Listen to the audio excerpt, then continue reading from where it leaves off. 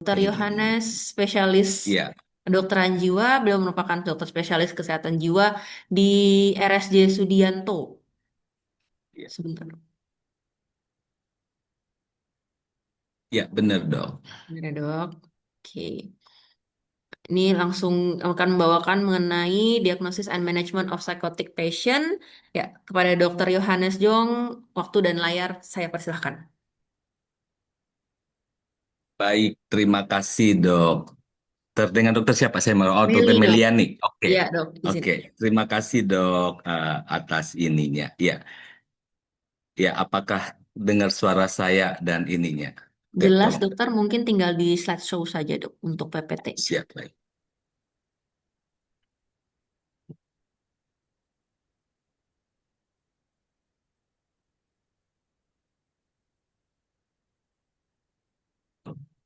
Oke, oke, ya. Terima kasih. Mungkin yang saya sampaikan ini relatif lebih umum dan sering teman-teman eh, di lini pertama seperti di puskesmas ataupun di setting IGD yang sering ketemu. Ya, oke. Mohon izin, Prof, Guru Besar, sama teman sejawat senior untuk berbagi informasi saja.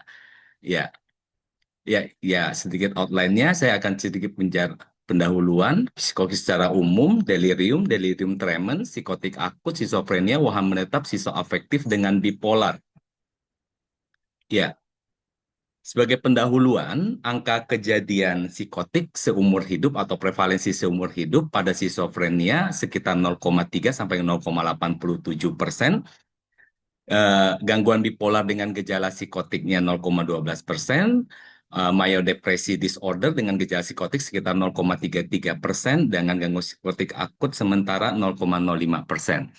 Nah, orang dengan gangguan psikotik mempunyai resiko percobaan bunuh diri 34,5%, penyalahgunaan zat sekitar 74%, homeless prevalensi tahunannya sekitar 5%, kekerasan yang dilakukan oleh orang lain terhadap penderita gangguan psikotik cukup tinggi, sekitar 38%, atau melakukan tindakan kekerasan oleh penderita psikotik itu sekitar lebih dari 50%. Ya, nah, bagaimana sih kita membedakan pasien datang ke kita, apakah ini pasien psikotik atau pasien lainnya? Ya, tentunya kita harus menjaring dulu. Eh, Gangguan psikotik dapat kita tetapkan bila ada hendaya pada reality testing ability yang bermanifestasi pada awareness. Awareness yang kami maksud ini yang bersifat kualitatif, kualitas, bukan yang kuantitatif yang seperti yang GCS-nya 15 atau somnolen yang ini. Tetapi lebih cenderung dia sadar nggak terhadap realita yang terjadi pada dirinya. Nah, juga ada gangguan atau hendaya pada judgement-nya. Penilaiannya terganggu apa tidak? Dan yang paling penting juga adalah insight-nya atau tilikannya ini, pasien itu apakah sadar dia mengalami gangguan jiwa? Gitu. Berikutnya adalah hendaya pada fungsi mental yang bermanifestasi pada gejala positif dan gejala negatif. Gejala positif pada orang dengan psikotik itu ada 4 ya. Satu, itu waham atau kita bilang delusi atau keduanya halusinasi, ketiganya ada pembicaraan yang kacau, keempat ada perilaku yang kacau.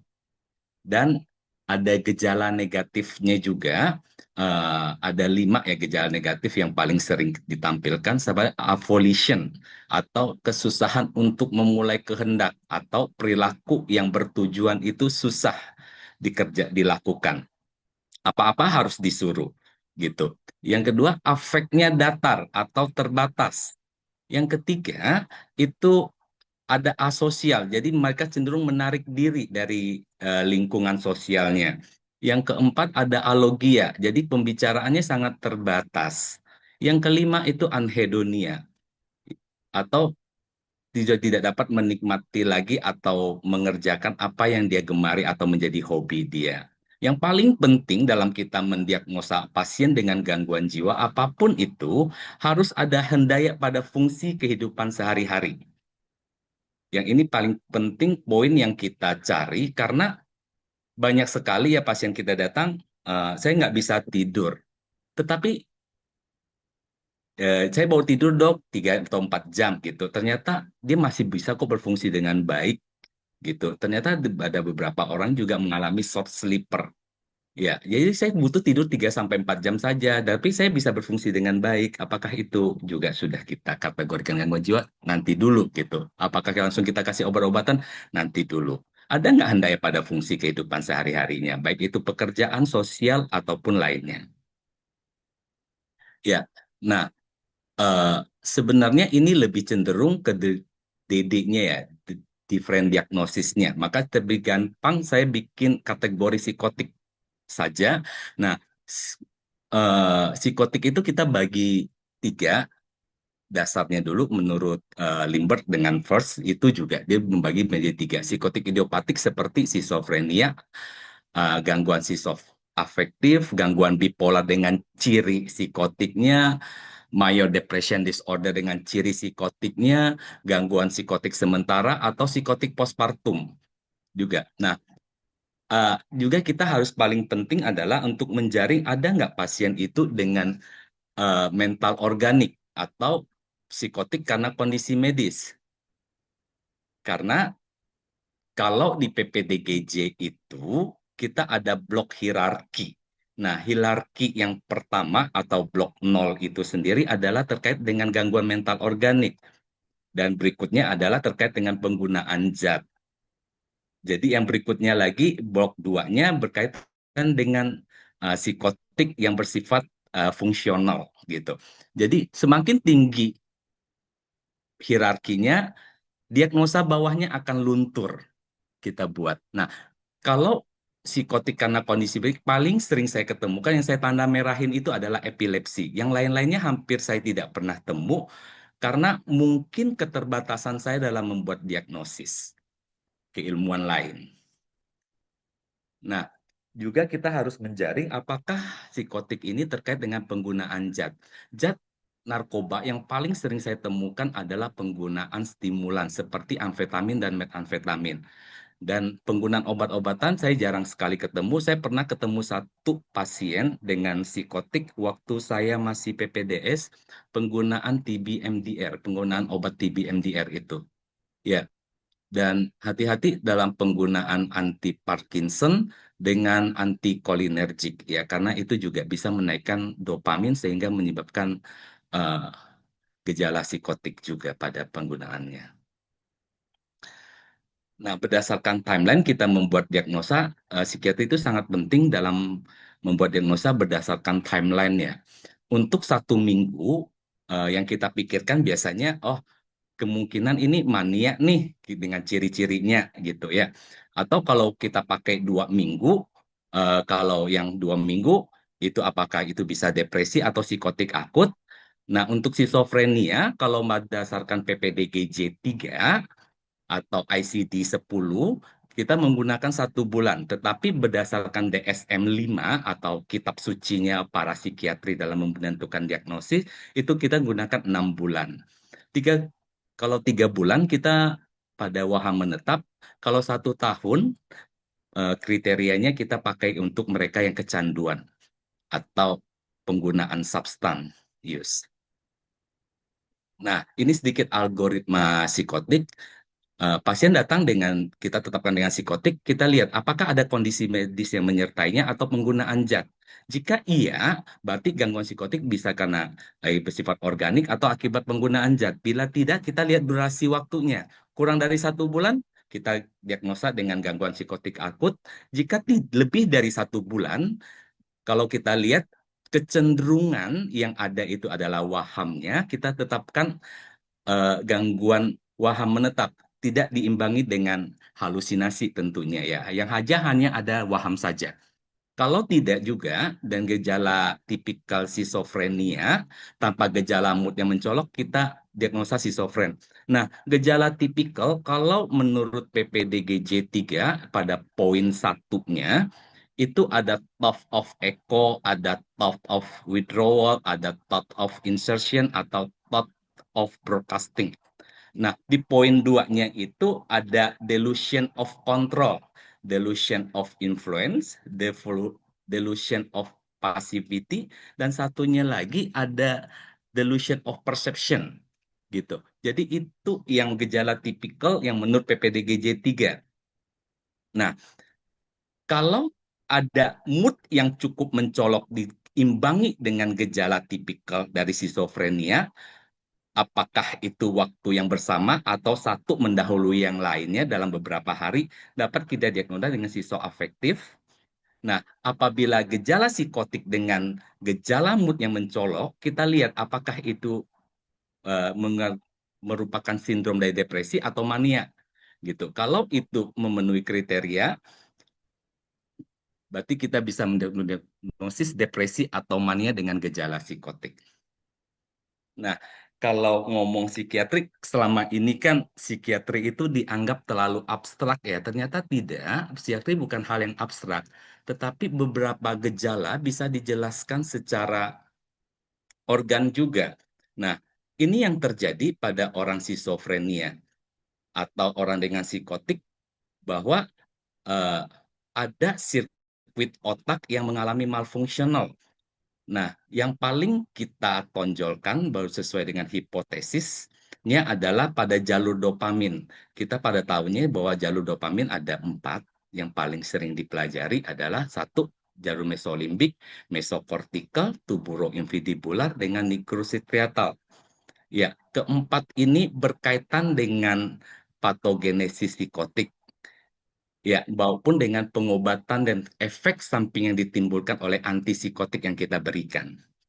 Ya, nah, kalau daerah nih gejala positif dikaitkan dengan jalur dopamin mesolimbik.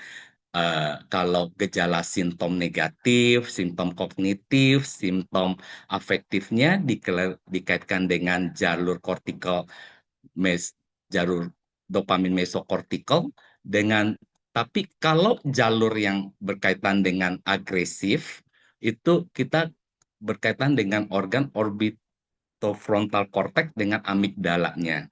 Nah, sedikit tentang jalur dopamin dikaitkan dengan gejala positif.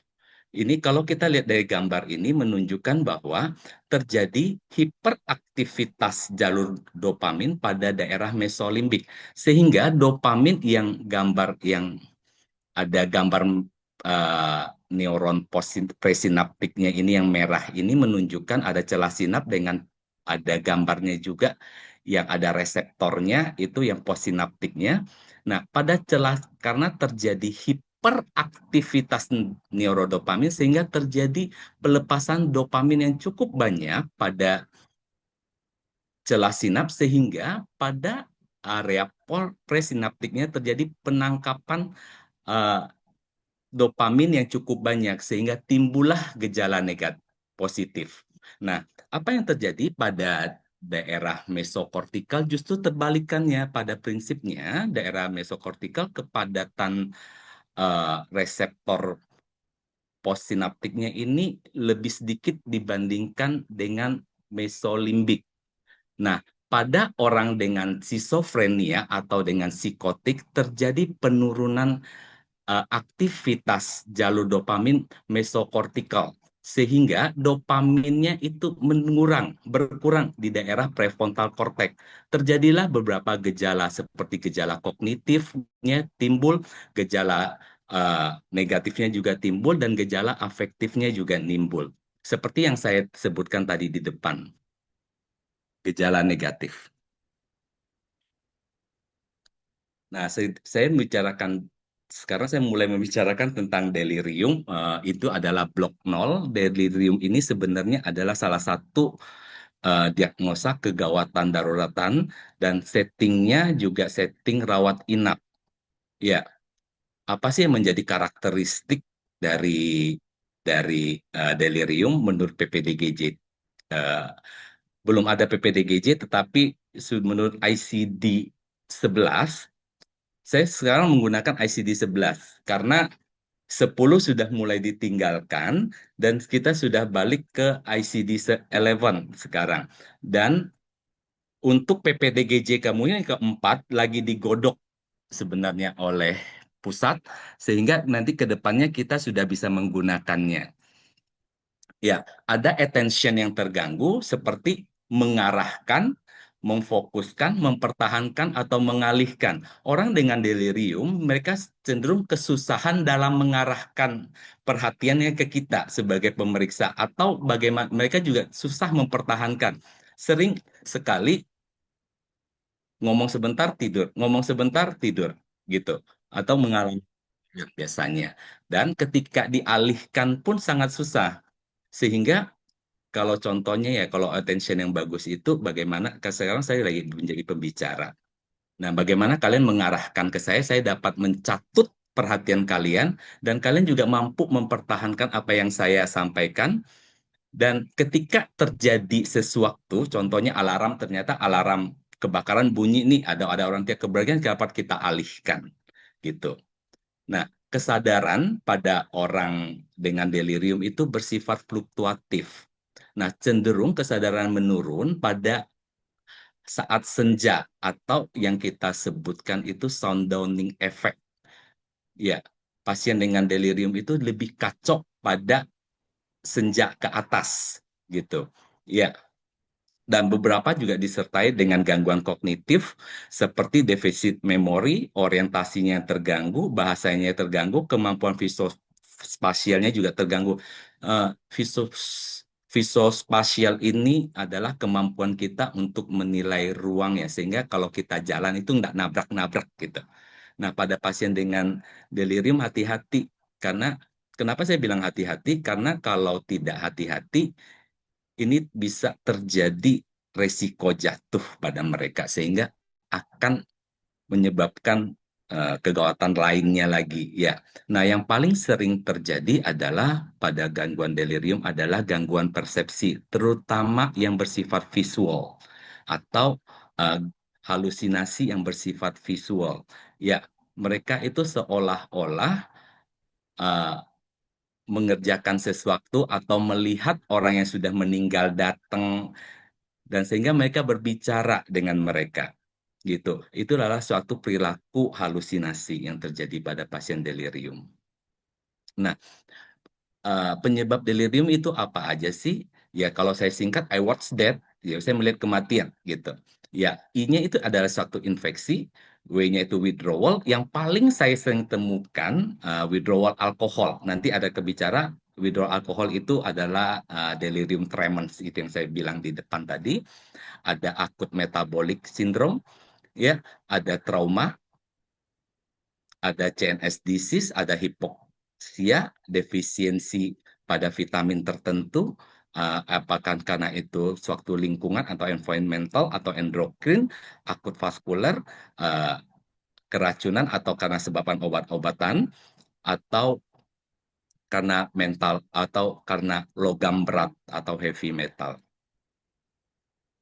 Nah, ada beberapa faktor resiko pada orang dengan delirium pada usia lebih dari 65 tahun atau lebih mengalami gangguan kognisi atau demensia. Karena di PPDGJ 3 itu ada satu diagnosa bahwa demensia itu bisa tumpang tindih dengan delirium. Ya, ada faktor pinggul atau ada penyakit berat yang menyertainya. Ya, makanya kalau dalam penanganan orang dengan delirium harus atasi penyebabnya. Apa sih yang menyebabkan dia terjadinya delirium? Itu paling penting kita cari untuk sehingga kalau penyebabnya teratasi, otomatis deliriumnya itu akan teratasi juga. Ya, delirium ada dua, bersifat hiperaktif dan hipoaktif. Kalau yang hiperaktif, terjadi hyperarousal, restless, agitasi, dan agresif. Sedangkan hipoaktif, cenderung mereka menarik diri, mendiam, jadi diem, dan mengantuk. Nah, yang kami terapi, banyak yang kami terapi itu adalah delirium hiperaktif. Ya, penata laksanaannya, atasi penyebab seperti yang saya omongin, komunikasi dan orientasi pasien. Nah, kalau di awal-awal sebelum berdiri terapi ini sangat susah kita kerjakan ya, karena mau ngomong aja kita susah. Kecenderungan pasiennya mau tidur-tidur terus nih, karena kesadarannya jadi menurun. Ya. Nah, yang paling penting kita kerjakan adalah kita mengedukasi keluarga. Karena seperti kata saya tadi, karena pasiennya ini kalau yang terjadi delirium hiperaktif, pasiennya jadi gaduh gelisah. Ya, jadi gimana membuat pasien ini tidak beresiko atau berbahaya pada diri sendiri dengan orang lain. Nah, yang biasa saya lakukan adalah atau berdasarkan berapa berapa literatur bisa kita lakukan restraint baik mekanik maupun kimia. Tujuannya adalah supaya tidak membahayakan dirinya, gitu. Eh, Hati-hati pemberian injeksi haloperidol ya. Kita harus mulai dari dosis terkecil sehingga ini aman, terutama pada pasien-pasien lansia. Karena mengingat efek samping haloperidol ini pada orang-orang Indonesia ini sering terjadi ya. Eh, saya bicarakan sekarang saat ini adalah delirium tremens. Ini sering sekali saya temukan waktu saya PPDS, waktu saya PPDS di Solo tidak pernah ketemu kasus ini. Tetapi kalau di Kalimantan beda cerita ya, karena beda budaya sepertinya ya. Sehingga saya sangat sering ketemu dengan delirium tremens. Saat ini saya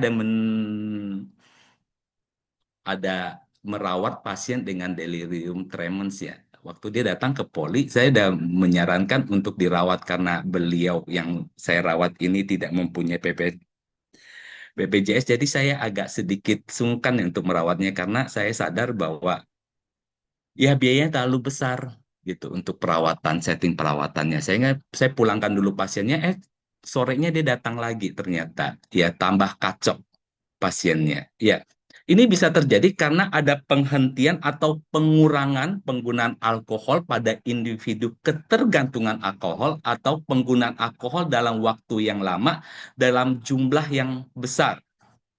Ya, saat ini sih kalau ngelihat pasien dengan delirium tremens itu, saya langsung nanya ke keluarganya ya, apakah dia seorang dewa mabok?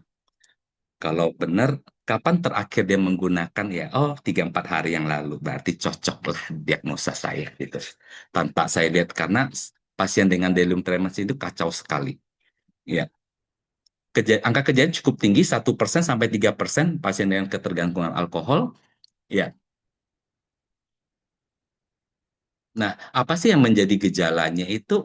eh, Kalau kita lihat timeline-nya, itu kan ada 6 jam, 12 sampai 24 jam, sehari sampai 2 hari, 2 hari sampai 7 hari, dan lebih dari 72 jam. Nah, kalau 6 jam biasanya sudah terjadi gangguan tidur atau mulai terasa cemas, karena kalau mereka tidak menggunakan, ada timbul perasaan cemasnya. Atau sudah mulai tremor nih tangannya nih, gemetaran. Jadi saya harus cari alkohol nih untuk eh, menghilangkan gejala itu. Nah, kalau lebih dari 1 sampai 24 jam, itu bisa terjadi halusinasi, baik yang visual maupun auditorik. Sehari sampai 2 hari, eh, gemetarannya tambah kuat dan gejala hiperaktivitas otonomnya itu mulai muncul, seperti pasiennya tekanan darah yang mulai meningkat, takikardi, dan banyak berkeringat. Ya, 48 sampai 2 jam sudah mulai terjadi delirium tremens. Hati-hati karena kesadarannya cukup menurun, pasien gaduh gelisah sekali, sehingga resiko jatuhnya itu sangat tinggi. Ya, nah yang paling kita takutkan dalam delirium tremens itu terjadinya kejang pada pasien. Ya, nah ini yang bawah ini adalah poin yang itu yang sering terjadi pada pasien kami dengan itu adalah halusinasi visual, taktil maupun auditorik. Nah, bagaimana penata laksanaannya? Eh, Tentunya kita semua pasien yang dengan ketergantungan alkohol kita harus cek fungsi hatinya ya, karena bagaimanapun alkohol itu di metabolisme hati, di hati. Ya, apakah ada peningkatan kadar atau kadar fungsi hatinya? Dulu, waktu saya masih di RSUD, saya sering mengkonsulkan pasien-pasien seperti ini ke teman-teman interna karena sering sekali saya temukan dengan peningkatan fungsi hati dengan kadar dengan GDS-nya yang cukup tinggi ya. Nah, penata laksanaannya delirium tremens ini salah satunya lorazepam ya, tetapi kesediaan lorazepam itu di berbagai tempat itu sangat terbatas ya. Nah, yang paling sering ditemukan ini adalah penggunaan diazepam. Ya, kenapa kita menggunakan delirium tremens itu benzodiazepin? Karena kalau benzodiazepin kan salah satu itu meningkatkan fungsi GABA ya. Secara patofisiologi, orang dengan delirium tremens itu terjadi ketidakseimbangan antara glutamat dengan GABA-nya. Ya, pada penggunaan awal atau penggunaan akut, justru GABA-nya yang aktif dibanding terjadi yang GABA-nya yang ditekan. Tetapi dalam penggunaan kronik terjadi adaptasi dari neuron, justru terbalikannya. GABA-nya mulai menurun fungsinya dengan glutamatnya yang meningkat. Nah, ketika terjadi pengurangan yang cukup signifikan atau penghentian yang mendadak eh, penggunaan alkohol itu, GABA-nya yang terlalu hiperaktif. Sehingga bisa timbul gejala psikiatrinya gitu. Karena bagaimanapun terjadinya hiperaktivitas glutamat pada daerah hulu akan menyebabkan hiperaktivitas juga neuron dopamin pada daerah mesolimbik. Sehingga terjadi pelimpahan dopamin dan terjadilah gejala positif itu yang saya sebut salah satunya adalah halusinasi. Nah, jadi pemberian GABA di sini adalah untuk meningkatkan pemberian diazepam itu meningkatkan fungsi GABA. Ya, salah satunya adalah golongan benzodiazepin ada diazepam. Nah, kalau di settingan kami, saya sendiri adalah dokter yang penakut ya, pemberian pemberian diazepam injeksi saya sangat hati-hati sekali karena saya takut terjadi depresi pernafasan karena di kami ini serba terbatas. Jadi saya lebih cenderung memilih yang oral. Hari pertama dan hari kedua saya menggunakan dosis diazepam yang cukup tinggi, 2 kali 20 miligram. Hari ketiga, hari keempat saya turunkan lagi jadi 2 kali 10 sampai 15 miligram. Hari ketiga, hari keempat saya menggunakan 5 sampai 10 miligram. Ya, diazepam karena gaduh gelisah ya, pemberian secara IV pun agak susah. Jadi saya sarankan kalau pasien dengan delirium tremens itu kalau gaduh gelisah kita juga melakukan resistance secara mekanik diimbangi dengan uh, resistance secara kimia. Nah, kalau pasien itu dengan agitasi atau halusinasi cukup kuat, kita dapat memberikan haloperidol injeksi secara IM.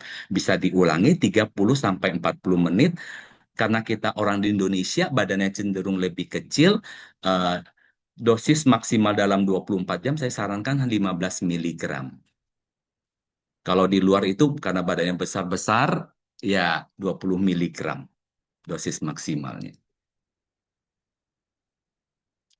Nah, bagaimana dengan psikotik akut? Psikotik akut kita buat bila timelinenya itu kurang dari 2 minggu dengan gejala yang didapatkan itu adanya halusinasi, adanya waham, adanya proses pikir yang kacau, adanya juga perilaku yang kacau. Ya, nah kalau psikotik akut biasanya itu sifatnya berubah sangat cepat, baik itu dalam jam maupun hari itu bisa berubah-berubah gitu. Ya, kita diagnosa itu kalau berdasarkan PPDGJ tidak lebih dari 1 bulan. Gejala itu bukan disebabkan oleh kondisi medis tertentu atau disebabkan oleh zat-zat tertentu. Tentu satu poin lagi yang harus ada gangguan fungsi kehidupan sehari-hari. Dan pasti pasien dengan gangguan psikotik itu sudah ada gangguan fungsi kehidupan sehari-hari. Nah, kalau saya membuat schizofren ini berdasarkan DSM-5. Ya, ada kriteria A, 2 atau lebih. Berikut ini masing-masing hadir sebagian besar dalam waktu periode 1 bulan. Jadi kriteria A ini harus ada selama 1 bulan. Uh, dia boleh kita buat kalau udah pernah diobati lebih kalau kurang dari 1 bulan. Setidaknya harus ada satu, dua, dan tiga. Ya, yang pertama itu delusi atau waham, adanya halusinasi. Yang ketiga ada bicara yang kacau atau disorganized speech atau ada disorganized behavior. Nah, gejala negatif. Gejala negatif ini juga bisa jadi bagian gejala prodromal pada pasien-pasien dengan schizofren. Gejala negatif itu salah satunya asosial ya, mulai menarik diri dari pergaulan atau dari lingkungan sosialnya. Lebih cenderung menyendiri, lebih suka sendirian di kamar gitu ya. Kok nih orang jadi tidak banyak bicara ya gitu. Ya, itu mungkin sudah bagian dari gejala prodromal daripada pasien schizophrenia. Ya, seperti kata saya lagi, poin paling penting dalam membuat diagnosa orang dengan gangguan jiwa adalah gangguan fungsi, baik pada satu bidang maupun atau lebih. Nah, gejala ini sudah harus ada setidaknya selama 6 bulan, mulai dari fase prodromal, seperti yang saya sebutkan tadi. Dan gangguan ini bukan karena skizoafektif atau depresi atau bipolar dapat kita singkirkan. Gangguan bukan disebabkan oleh kondisi medis tertentu atau obat-obatan tertentu. Nah, jika ada gangguan spektrum autis atau gangguan komunikasi onset masa kanak-kanak, diagnosa tambahan psikotik dibuat jika halusinasi dengan delusinya atau wahamnya ini menonjol, ya, dan itu berlangsung kurang lebih 1 bulan. Nah, gangguan waham menetap kita tetapkan bila yang ada hanya waham saja dan tidak ada halusinasi. Biasanya kalau waham menetap kita tetapkan itu kok wahamnya ini yang pasien datang gini kok dia menceritakan seolah-olah itu terjadi ya. Itu bersifat sistematis sekali wahamnya. Kayak dia menceritakan kayak kita nonton film lah ya.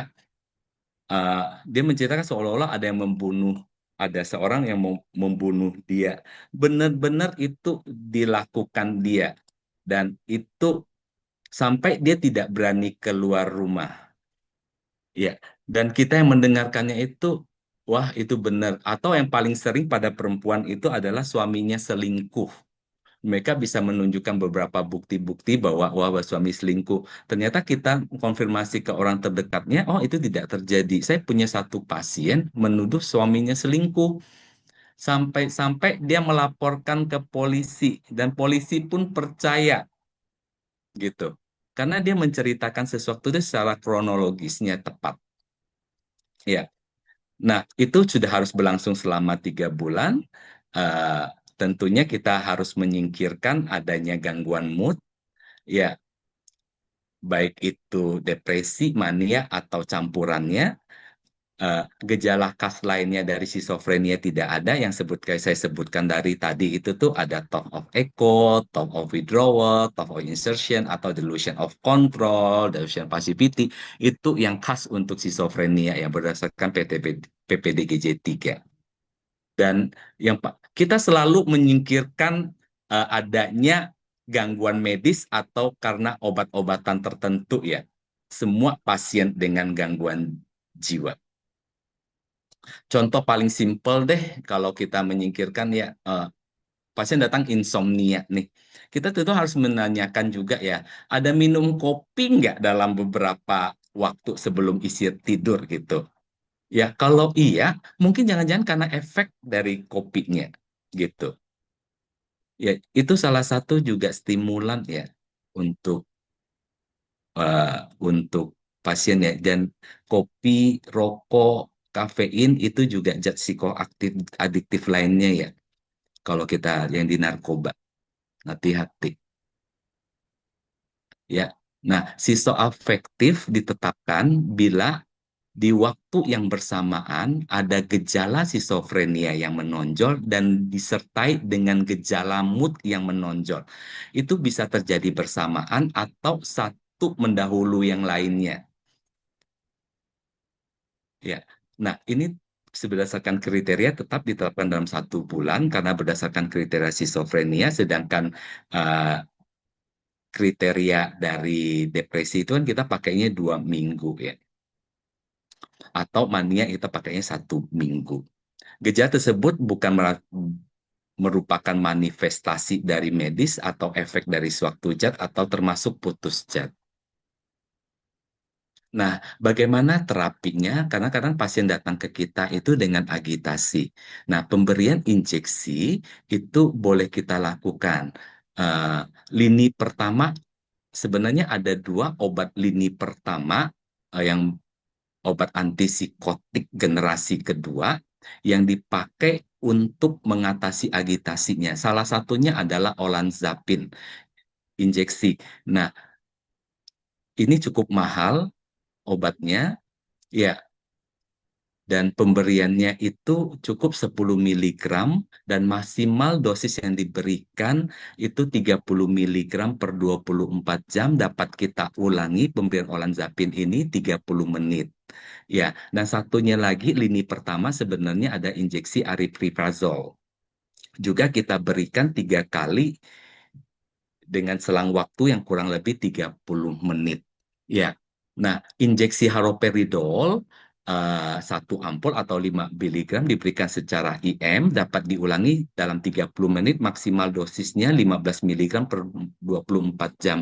Nah, yang ingin saya omongkan ke teman-teman di puskesmas, kadang-kadang mereka merujuknya sudah memberikan injeksi haloperidol dekanoat. Atau kalau di puskesmas itu mereknya itu Haldol. Tolong dong jangan diberikan itu karena itu bukan untuk terapi agitasi, itu untuk terapi pasien kronis. Ya, karena dia bersifat depo di badan itu dilepas lambat. Jadi untuk penanganan agitasi itu sudah tidak tepat ya, dari balik baik kita memberikan diazepam meskipun ini lini ketiga. Jadi kalau pasien agitasi jangan berpikir untuk memberikan secara IV ya. Ya, yang ketemunya di mana deh kita suntik deh gitu. Intinya seperti itu. Hati-hati abses ya karena bagaimanapun diazepam itu eh, base-nya itu kan minyak ya sehingga penyerapannya itu agak susah. Nah, sedikit tentang obat-obatan antipsikotik. Antipsikotik itu ada 2 generasi ya. Generasi pertama atau generasi kedua kita sebut APG 1. eh, itu sebagai dopamin reseptor antagonis. Nah, yang saya kasih lingkar-lingkar merah ini yang banyak beredar di Indonesia. Sedangkan yang lain-lainnya saya hampir tidak ketemu gitu. Terutama di daerah Kalimantan Barat ini deh yang ada itu ya klorpromazin. Pasti ada di puskesmas. Klorpromazin juga ada injeksi ya.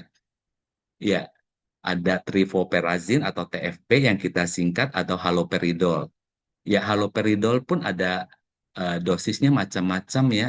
Ada dari 0,5, 1,5, 2, dan 5 miligram. Kalau trifoperazin sediaannya 500 miligram, kalau promazin sedia yang beredar itu 25 dan 100 miligram.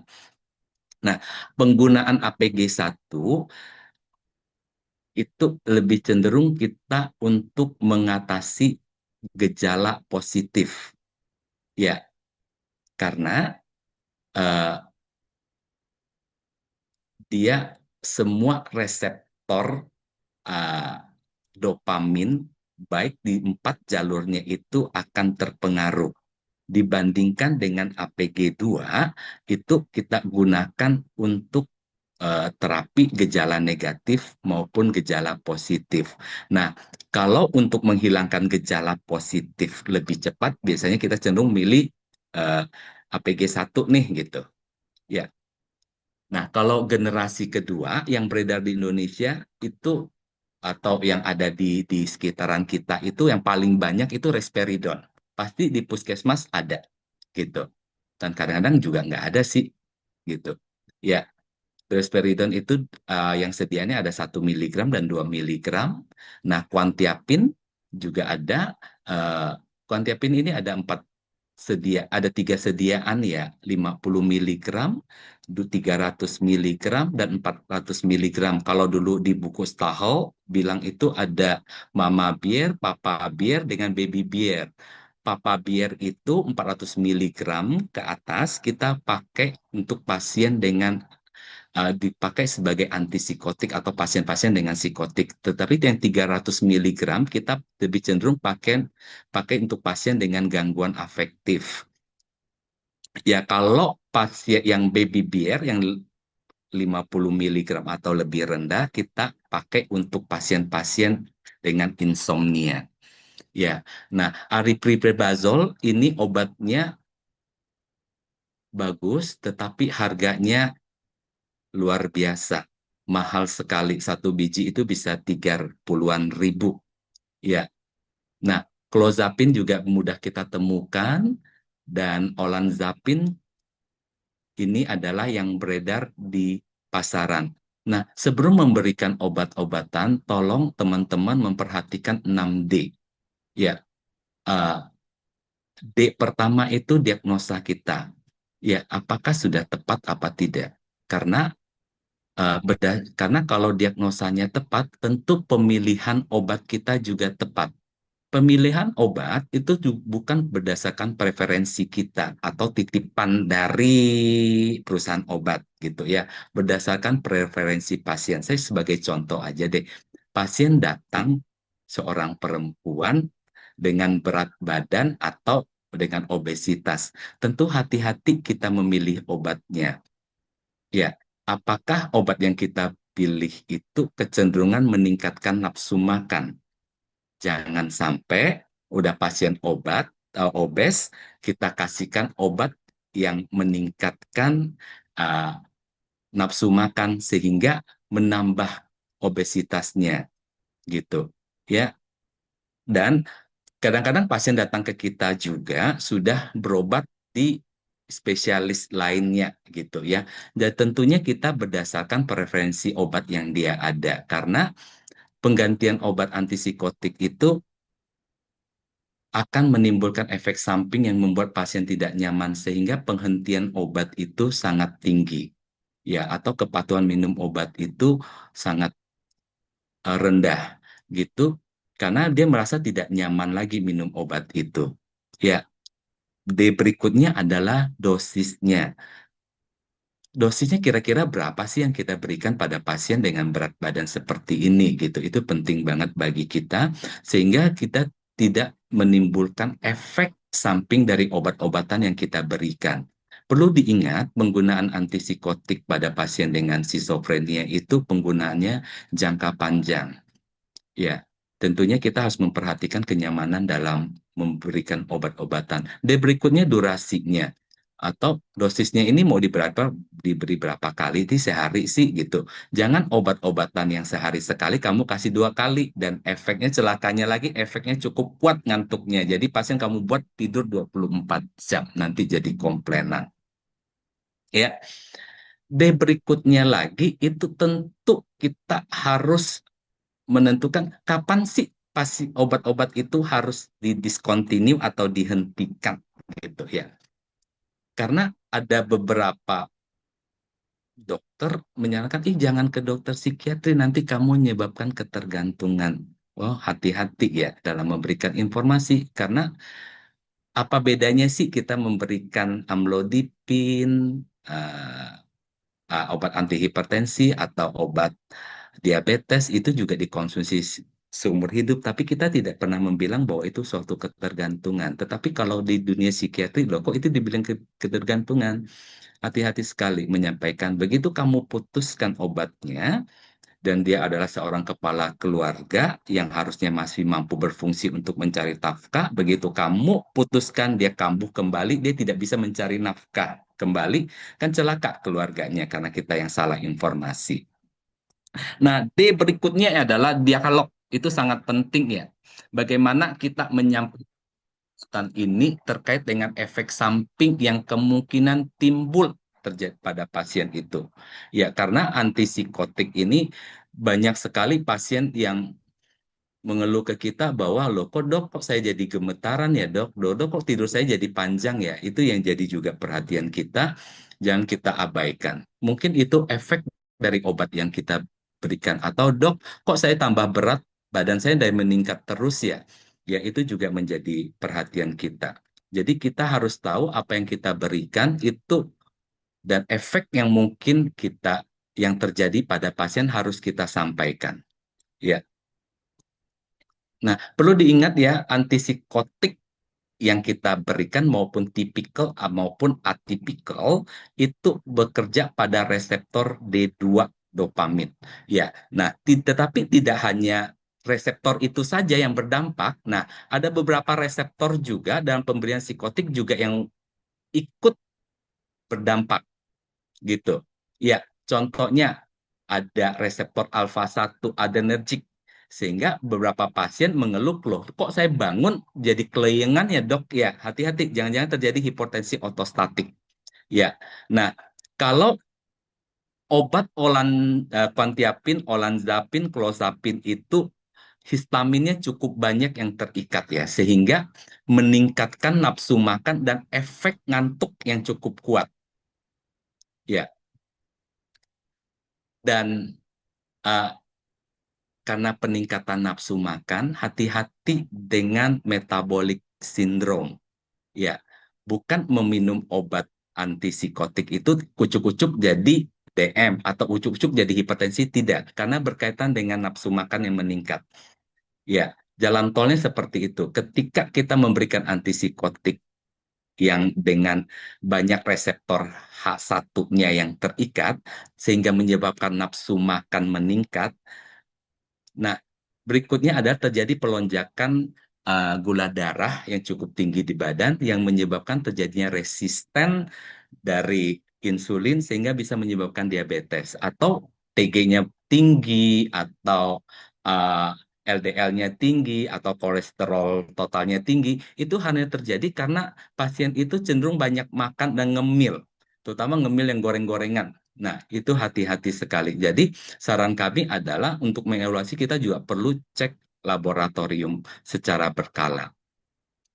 Ya, gimana kalau dengan reseptor muskarinik yang nah, pasien saya banyak sekali komplain tentang konstipasi dan kalau itu terjadi saya menyarankan mereka mengkonsumsi banyak serat. Pertama, yang kedua kalau enggak kita kasihlah bisa kodil atau sejenisnya laktolosa itu bisa. Penglihatannya bisa kabur, mulutnya kering atau kognitifnya jadi menumpul. Ya, terutama pemberian APG 1. Ya, eh, pasien dengan pemberian obat-obatan APG 1 itu bisa menurunkan fungsi kognitifnya. Karena seperti kata saya tadi di di awal bahwa eh, terjadi pengurangan aktivitas dopamin pada daerah prefrontal cortex. Nah, kita tahu sendiri prefrontal cortex itu kan salah satu ada fungsi ada fungsi kognisi di sana. Ya. Nah, kalau terjadi pengurangan dopamin sehingga yang udah kurang kamu tambah berikan lagi dopamin sehingga banyak reseptornya yang terikat sehingga terjadi perburukan dari gejala negatif. Ya. Dok, Nah, izin waktu sisa 5 menit ya ingat. dok. Oh, oke. Aduh, saya masih ini nggak banyak lagi. Semoga selesai. Ya, nah, seingat yang saya bilang itu jalur dopamin tidak hanya gejala psikotik itu timbul kan ada dua jalur dopamin yang berdampak ya, mesolimbik dengan mesokortikal. Tapi efek samping dari pemberian obat itu ada jalur nigrostriatal yang berdampak. Kita tahu sendiri kalau jalur nigrostriatal itu berkaitan dengan area motorik. Ya, nah apa yang terjadi ke efek sampingnya ketika lebih dari 60% antipsikotik berikatan dengan reseptor postsinaptiknya akan terjadi efek EPS, extrapiramidal syndrome. Itu ada dua, akut dan kronik. Kalau yang akut itu ada bisa Parkinsonisme, distonia akut, dan akatisia. Akatisia itu suatu pengalaman uh, yang tidak nyaman atau kegelisahan yang terjadi pada pasien ya. Kalau bersifat kronis itu ada tarditis kinesia atau tremor periorbital. Kalau itu terjadi, yang paling sering saya berikan di kita itu adalah pemberian difenhidramin ya. Karena difenhidramin itu ada efek antikolinergiknya. Ya, yang lainnya atau kalau enggak saya memberikan trifluperazin yang 2 kali 2 miligram, saya memberikan 3 kali 2 miligram untuk mengatasi EPS-nya. Nah, hati-hati pemberian antipsikotik karena bisa menyebabkan neuroleptic malignant syndrome. Ini adalah salah satu kegawatan pada psikiatrik.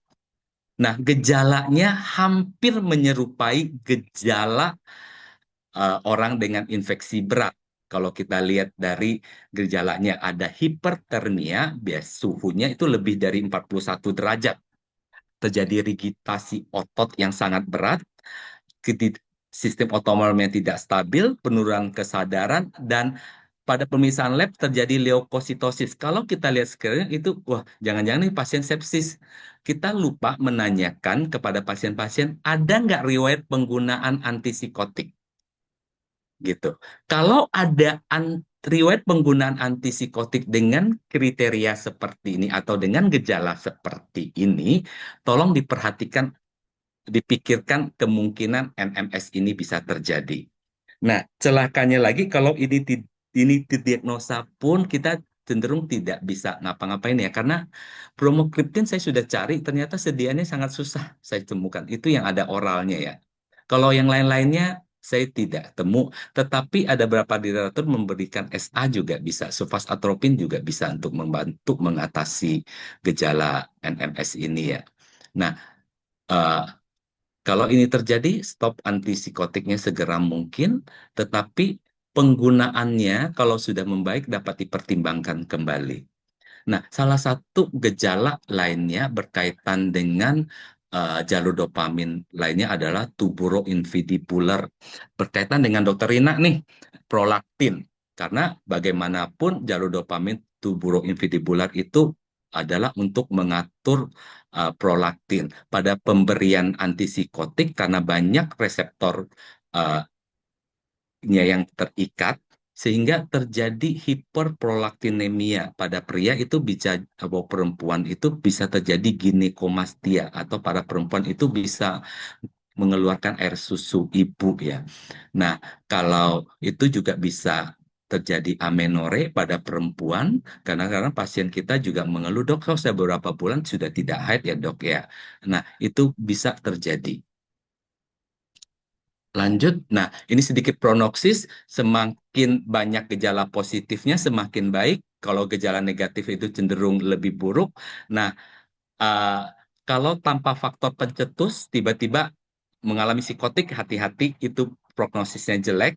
Nah, mereka yang dengan ada disertai dengan gangguan mood lebih baik dibandingkan dengan yang tidak ada gejala mood. Menikah jauh lebih baik dibandingkan lajang atau cerai, ya tentunya social supportnya itu kalau bagus, itu prognosisnya juga jadi bagus.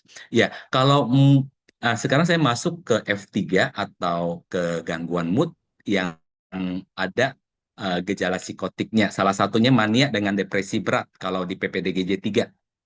Ya, saya pakai bipolar 1 itu berdasarkan DSM-5, ada peningkatan mood yang tidak normal dan bersifat persisten, baik itu elasi, ekspansi, atau irritable.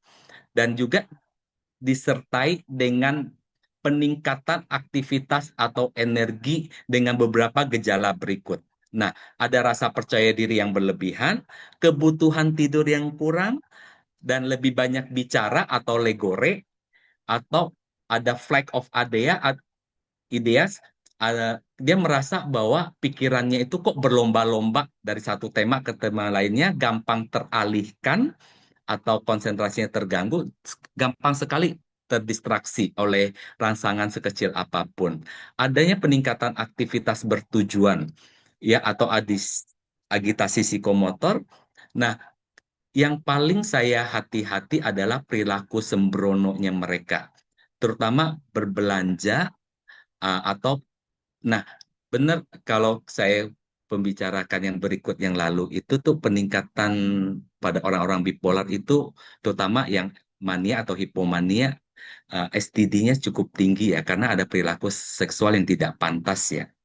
Nah, atau investasi sembrono kalau saya ketemu pasien dengan bipolar dengan mania atau hipomania, saya cenderung ATM-nya tolong disita gitu karena saya takut sekali mereka itu menggunakan uangnya secara jor-joran ya.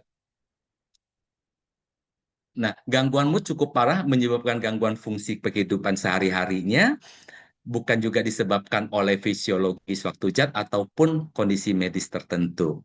Nah, yang saya maksudkan ini nih harus dialami hampir setiap hari dan sepanjang hari oleh pasien.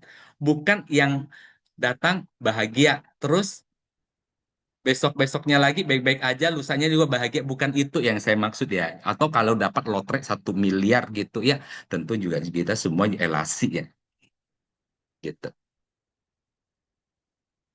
Ya, kalau depresi mayor itu harus ada 3A ya. Ada anhedonia, ada anenergia, ada lagi anafek depresi. Ya, dan itu berlangsung 2 minggu, hampir setiap hari dan sepanjang hari dirasakan oleh pasien, baik yang dilaporkan maupun yang kita amati. Yang dilaporkan itu bisa dari pasien apapun keluarganya. Ya, nah,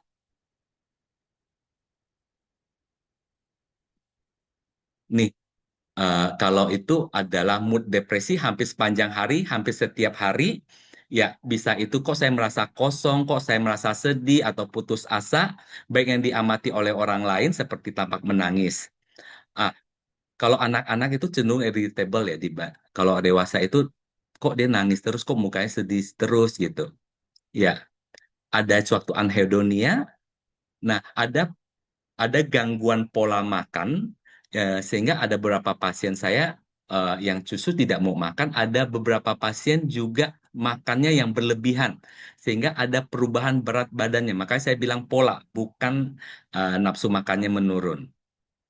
Ya, nah, juga ada gangguan pola tidur, bisa insomnia, bisa hipersomnia, ya ada agitasi psikomotor atau keterlambatan psikomotor. Kadang-kadang kalau pasien banyaknya itu terjadi retardasi psikomotor. Ada anenergia, perasaan tidak berharga atau pesimistis, ya ada gangguan konsentrasi. Nah, ingat eh, ada perilaku yang untuk menyakitin dirinya seperti bunuh diri. Hati-hati ya dalam menanyakan eh, perilaku bunuh diri atau penelitian ini ya. Jangan kita memberikan, jadi pertanyaan kita memberikan ide pada pasien kita. Ya, kalau saya cenderungnya sih lebih nanya akhir-akhir ini ada nggak pikiran terhadap kematian gitu. Kalau ada, seperti apa ya? Saya akan nanyakan kembali. Kalau itu ada, saya banyak kan, bagaimana kamu melakukannya itu? Gitu. Ya, dan kita harus menyampaikan ke orang terdekatnya sehingga mudah diawasi ya. Secara klinis, dia juga harus menyebabkan hendaya pada fungsi kehidupan sehari-hari, bukan disebabkan oleh suatu efek psikologi atau zat tertentu. Jadi, bipolar ini adalah gangguan afektif yang sering kita temukan ya di ini ya. Jadi ketika saya menemukan episode depresi, saya harus mencari satu lagi, ada nggak episode mania atau hipomanianya. Kalau ada, cocoklah depresi ini. Dalam fase ini, dengan atau tanpa pengobatan, di timelinenya itu ada fase sembuh sempurna dengan atau tanpa pengobatan. Ya, sehingga makanya dibilang bipolar itu jauh lebih baik daripada schizophrenia. Nah, bagaimana terapinya? Eh, Kalau episode mania, kita bisa menggunakan monoterapi, lithium. Hati-hati penggunaan lithium. antara lethal dose dengan dosis terapinya itu sangat sempit. Ya, ya. Yang berikutnya adalah ada anti kejang yang dapat kita gunakan sebagai mood stabilizer atau di valproic sodium atau di valproic acid. Nah, hati-hati penggunaan pada ibu hamil karena itu lambangnya X ya, bisa menyebabkan spina bifida atau kelainan kongenital. Ya, dan penggunaan pada gadis atau perempuan juga harus di di hati-hati juga ya, bisa menyebabkan PCOS ya, polikistik ya.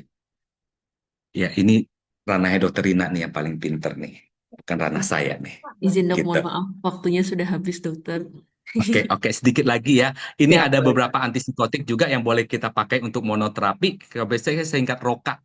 Ya, risperidon, aripiprazol, quetiapin dengan olanzapin yang kita bisa berikan.